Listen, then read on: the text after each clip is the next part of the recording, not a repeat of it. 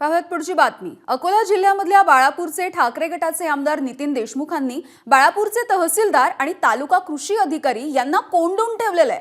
नगरपालिकेमध्ये यांना कोंडून ठेवण्यात आलंय।